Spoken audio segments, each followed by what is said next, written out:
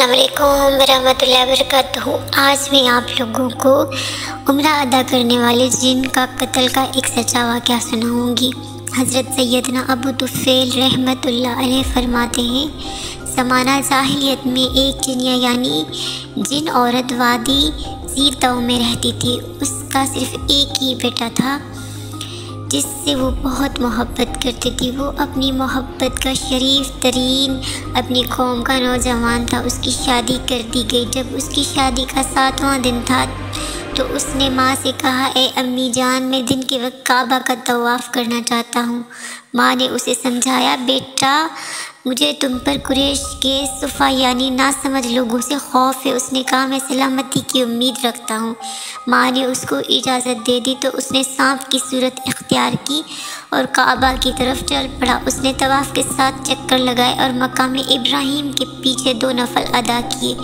پھر جب وہ واپس آ رہا تھا تو اس کے سامنے بنی سہم کا ایک جوان آیا جس نے اسے قتل کر دیا، اور اس کے قتل ہونے کے بعد مکہ میں گویا جنگ چھڑ گئی اور ایسا غبار چڑھا کہ کچھ بھی دکھائی نہ دیا۔ جب صبح ہوئی تو قبیلہ بنو سہم کے بہت سے لوگ اپنے بستروں پر جنوں کے ہاتھوں مرے پڑے تھے، اور اس لڑائی میں 70 جنات بھی کام آئے۔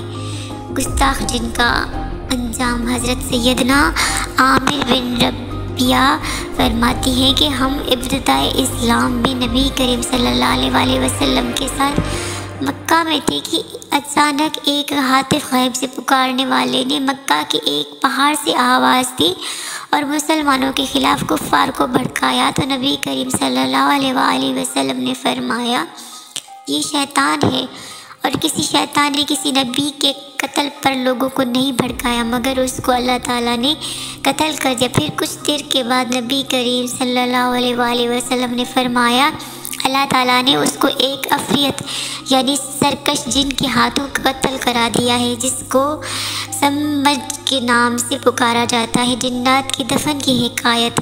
حضرت سیدنا معاذ اللہ بن عبید اللہ فرماتے ہیں کہ میں امیر المومنین حضرت عثمان غنی کے پاس بیٹھا ہوا تھا کہ ایک شخص حاضر خدمت ہوا اور کہنے لگا، یا امیر المومنین، کیا میں آپ کو ایک دلچسپ بات نہ بتاؤں؟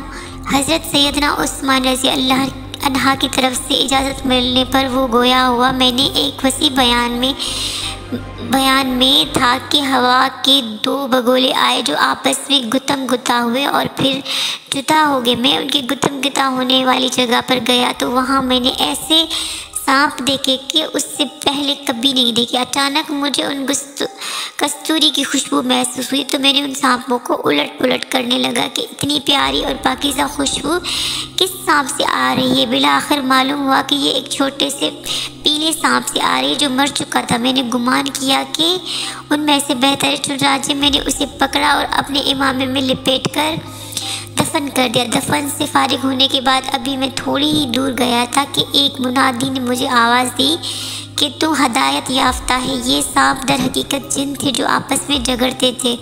جس کو تم نے پکڑا اور دفن کیا وہ شہید تھا۔ یہ ان سعادت مند جنوں میں سے تھا جنہوں نے نبی کریم صلی اللہ علیہ وسلم سے قرآن پاک سنا تھا۔ حضرت سیدنا عمر بن عبدالعزیز رحمۃ اللہ علیہ مکہ مکرمہ کی طرف جا رہے تھے۔ ایک میدان میں انہوں نے ایک مرا ہوا سانپ دیکھا۔ انہوں نے کہا، اس کو دفن کرنا مجھ پر لازم ہے۔ جنہوں نے کہا، ہم تمہارے لیے کافی ہیں، ہم آپ کو اسے منع کرتے۔ اللہ تعالیٰ آپ کی اصلاح فرمائے، اللہ تعالیٰ تمہاری بھلائی فرمائے یعنی بہتر بدلہ دے۔ حضرت سیدنا عمر نے فرمایا، نہیں، ایسا نہیں ہو سکتا۔ پھر سانپ کو اٹھایا اور گڑھا کھودا، پھر ایک کپڑے میں اسے لپیٹ کر دفن کر دیا۔ اچانک ایک عجیب سی آواز دینے والے نے آواز دی جو نظر نہیں آ رہا تھا کہ اے ابن آدم، تم پر اللہ کی رحمت، میں گواہی دیتا ہوں کہ میں نے رسول اللہ صلی اللہ علیہ وسلم کو فرماتے ہوئے سنا ہے، اے سر کہ تم ایک چٹل میدان میں مرو گے اور تم کو میری امت کا بہترین آدمی دفن کرے گا۔ یہ سن کر حضرت عمر بن عبدالعزیز عباس سے پوچھا، تم کون ہو؟ اللہ تعالیٰ تم پر رحم فرمائے۔ اس نے کہا، میں ایک جن ہوں اور یہ سرک ہے، اور ان جنوں میں سے ہم دونوں کے سوا کوئی باقی نہ رہا جس نے رسول اللہ صلی اللہ علیہ وآلہ وسلم سے بیعت کی ہو۔ میں گواہی دیتا ہوں کہ میں رسول اللہ کو فرماتے سنا ہے، اے سر کے چٹل میدان بیان میں مرے گا اور تجھے میرا بہترین امتی دفن کرے گا۔ سبحان اللہ۔